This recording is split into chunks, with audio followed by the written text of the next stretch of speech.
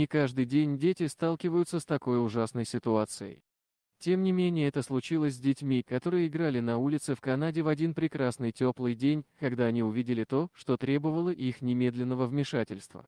Непонятное живое существо, по-видимому, было покрыто пеной, но оно могло с трудом передвигаться, однако дети боялись худшего, что, возможно, животное, каким-то образом застрявшее в монтажной пене, могло умереть, если бы они оперативно не вызвали надлежащие органы по спасению животных, которые и сделали все, чтобы спасти жизнь животного. Но была проблема для группы добрых канадских подростков.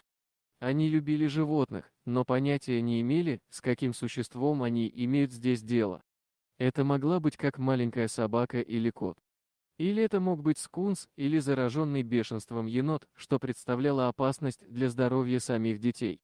Странное существо пряталось под машиной для своей защиты. Но оно было явно в опасной ситуации. Именно тогда Джейден и Эйден сделали что-то, чего другие слишком боялись. Они опустились на руки и колени для более тщательного изучения того, что может быть под машиной. Подростки были в ужасе. Это было похоже на монстра из голливудского фильма. Но потом они увидели, что это не ужасное существо, а грустное животное, цепляющееся за жизнь изо всех сил. Они хотели помочь существу, которое было облито монтажной пеной, прежде чем оно высохло.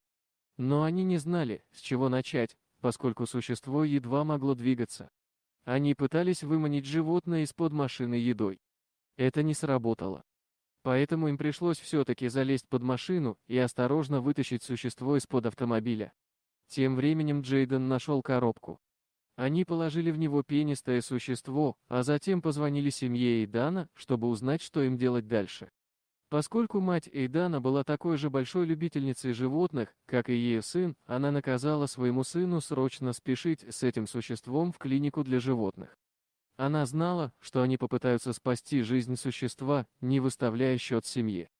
Вот так это животное оказалось под опекой добрых людей в Георгиевской ветеринарной клинике. Доктор Иган, ветеринар, приступил к работе. Она сообщила ребятам, что животное скончалось бы, если бы его не спасли подростки. Еще несколько часов в таком состоянии, и он не смог выжить. Доктор сделала животному успокаивающий укол, а затем начала поливать его спиртом, чтобы удалить пену с его меха.